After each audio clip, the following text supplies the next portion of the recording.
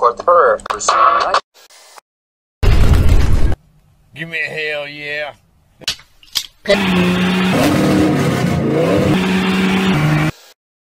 Yeah, what's up, boys?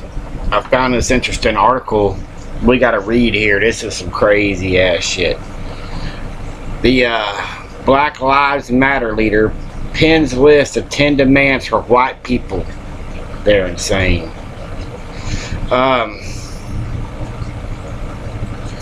I'm gonna get on into this. This is some crazy BS right here. This is just more want people to feel sorry for you. A Black Lives leader from Louisville, Kentucky is demanding white people pay for their inherent sins of being white by adhering to a 10-point list of demands. It wants you to give up your home and property to a black family when you die. Her name's Chanelle Helm, co-founder of the Black Lives Matter-Louisville, penned the list of racial demands in Leo Weekly. She didn't tack it to the door of a freaking church, did she? Like Martin Luther did.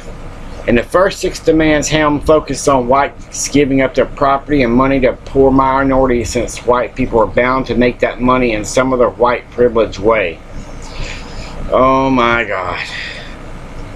Not this crap again. Number 1, white people.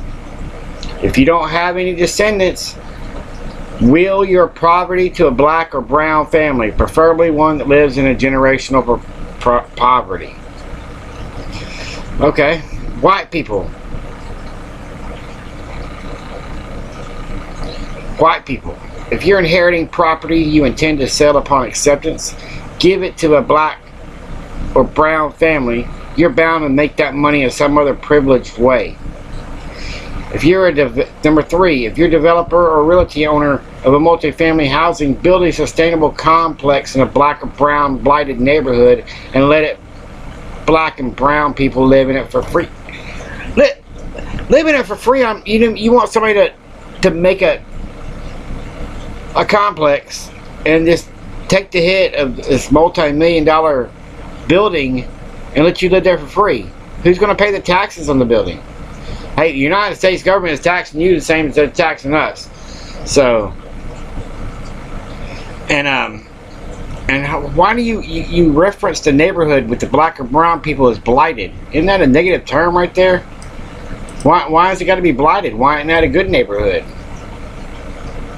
White people, if you can afford to downsize, give up your home and own a black or brown, you own to a. Give it to a black or brown family, preferably a family from generational poverty. This is just all about us giving up our stuff. White people, if you have any people you intend to leave your poverty or racist households, change the will in your property to a black or brown family, preferably a family from generational poverty. So far, this is all like just give your shit away. I mean, just pretty much. You could just like got rid of 10 steps and had 2. Like, give your shit away. You know, bend over and take it up the ass. White people, rebudget your monthly income so you can donate to black funds or land purchasing. Yeah, nowhere in this thing has it stated anything about cars. What about our cars? Can we live in our cars still without a problem? You know, sit in the Walmart parking lot. Would that be okay for you? You know, seriously? Because this ain't about black or brown or white. This is about the United States government taking control of all of us. And that's what y'all are racing toward. You keep freaking making these demands. Just keep making up freaking problems. You know what? You want to talk about... We'll talk about the Confederate statues and bringing them down. I don't see nobody burning no $50 bills with Ulysses S. Grant on the fucking 50. Right? I don't see nobody fucking got 50s burning them because they worried about the Confederate general that's on the $50 bill. I ain't heard none of y'all say one shit. Or George Washington, the $1 bill at least. I don't see no strippers turning down a $1 bill because George Washington was on it and he had some slaves. What about Abraham Lincoln? He had slaves in the White House during the whole damn freaking Civil War. You ain't gonna say some shit about that, are you? What about Jackson? He's on the 20. You out burning $20 bills? No, we ain't seen none of that shit, have we? The next number 7 here is kind of weird. White people, especially white women, because y'all, especially Nosy Jenny and Meddling Kathy, get a racist fire. Y'all know what the fuck they be saying. You are complicated when you ignore them. Get your boss fired because they racist too. Oh! Oh! Give me a race. Go get me the freaking Ebonics dictionary, real quick. Motherfuckers, next to the Victoria's Secret and the Bass Pro catalog in there. Go get it. I need to figure this shit out. What? He's you're in the toilet. Oh, sorry. Oh, I'm sorry. I can't distinguish number 7 right there because Earl used the Ebonics dictionary as toilet paper. I'm sorry, so I don't even know what number 7 means. I'm sorry, guys. I'm trying to report on this. And number 8, backing up number 7. This should be easy, but all those sheetless Klan Nazis and other little bleep white men will all be returning to work. Get they ass fired. Call the police, even they look suspicious. Okay, that one don't make no sense to me either. I mean, I just don't know. I mean, demand number 9 encourages the use of violence. Okay, backing up number 8. If any white person at your work, as you enter in spaces and you overhear a white person praising the actions from yesterday, first get a pic. Get their name and more info. Hell, find out where they work. Get them fired. But certainly address them, and if you need to, you got hands, use them. Okay. Listen to this. If any person at your work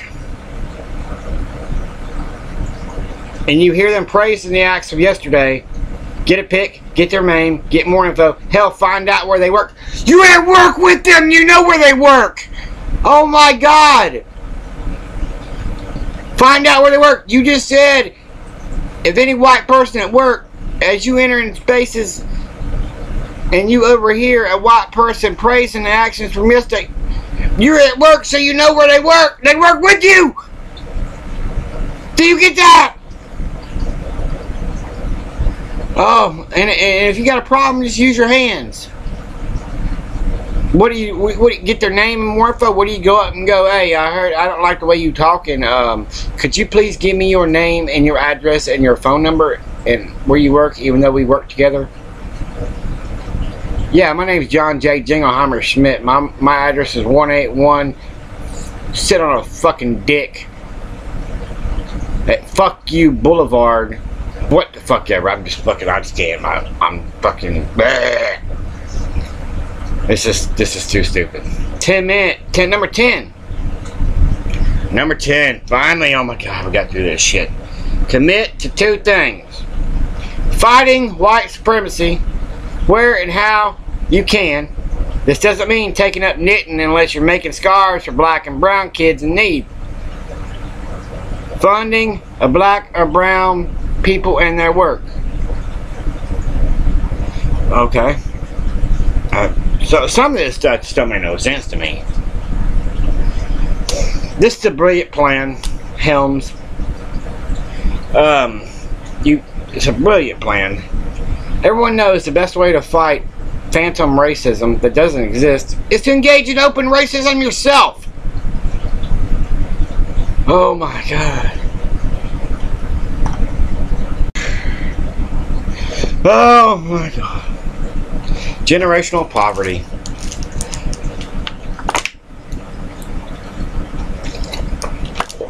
You know, she ain't said nothing about my boat or my car.